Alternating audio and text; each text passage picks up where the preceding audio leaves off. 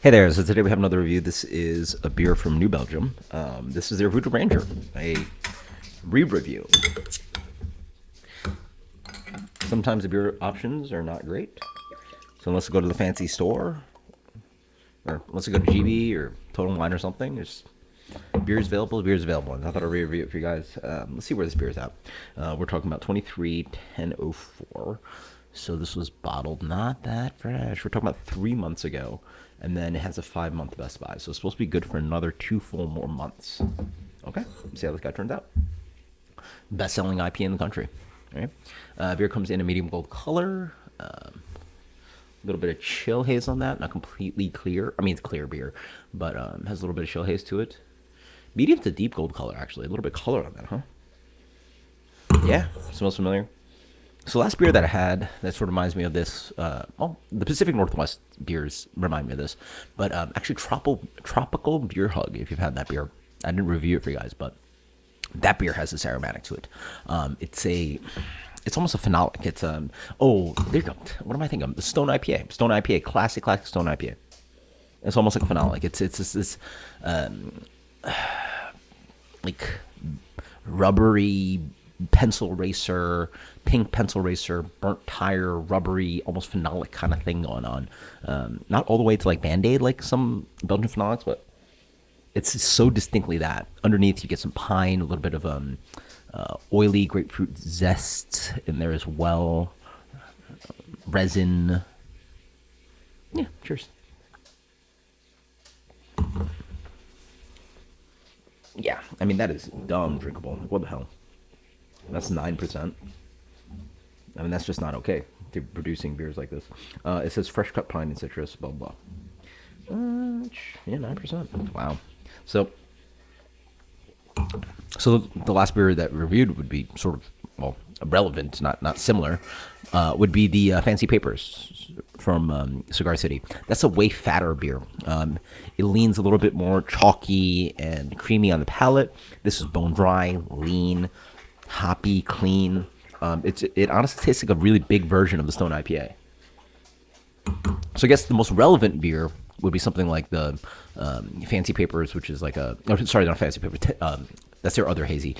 Florida Man from Cigar City. Florida Man is a 9% new recipe that's no longer 8.5%, 9%, just like this beer. This really tastes like an imperial version of Stone IPA. Yeah, very much so. Very different from Sierra Nevada. Doesn't rely on caramel malt. It relies on just lean, clean malt character with this kind of like slightly phenolic, plasticky kind of a hop profile. The one I reviewed was actually dumb fresh. I think it was like a few weeks fresh versus this is obviously a few months in. I don't take the oxidation in it, which is really good. Found in the cold section and it's fridge, so it's good. I'm glad this beer can stand out for 3 months. Yeah. But yeah, and then the other thing, I feel like the Stone beer didn't have as much of it. There's a little bit of dankness on here.